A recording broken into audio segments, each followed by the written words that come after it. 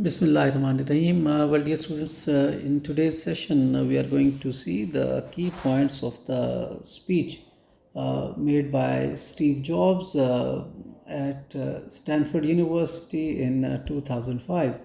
And let me say a few words about Steve Jobs. He was an American entrepreneur, inventor, and a business magnate, and he was the co-founder of the Apple, the very famous company making iPhones. And actually, he is known for his pursuit of innovation, his focus on design and user experience, and his very strong marketing skills. So this actually speech is about guiding the youth to utilize their time rather than wasting it. So the speech has a lot of things for you to learn. So let us start with the key points of the speech. Okay, dear students, right at the start, Steve Jobs admits that he never graduated from college, uh, which means showing that success does not always depend on formal education. But we must realize that he has been very honest about his own failure, that he did not complete his education. Second thing that he has talked about is that leaving college actually helped him follow his interests, and well, he did not continue the unwanted courses. So, unlike the other people who are dropped from the college, he actually set his goals before him, and he very intensely followed those goals. So he dropped out with a purpose from the college. As he said that he dropped out of college with pursuit or with the finding of his interest in life.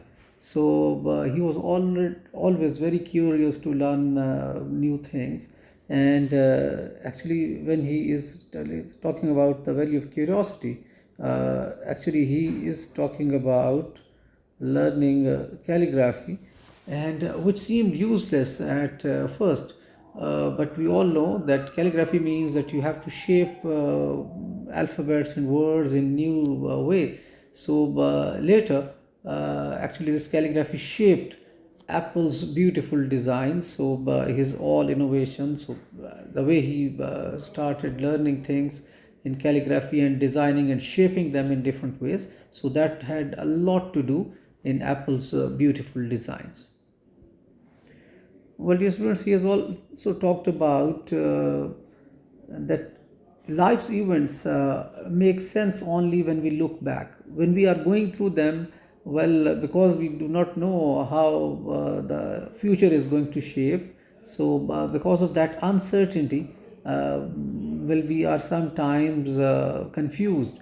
But as we look back at the past, we see that, well, we need to trust the journey. So that means we have to make an effort, but we need to trust that something good will definitely happen if we are trying and trying at our best. Well, the next thing, uh, he takes failure as a process of growth.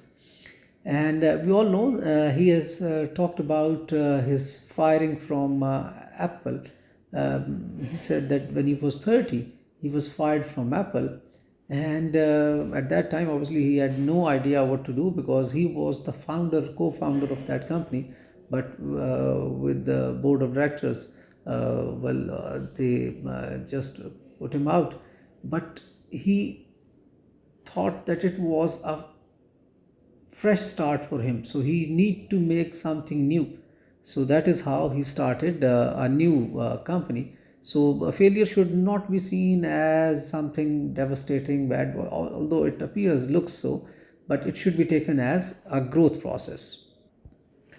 Well, this is really very, very important that he's talking about. He believes that you need to find the right work the right profession which should lead you to satisfaction and excellence.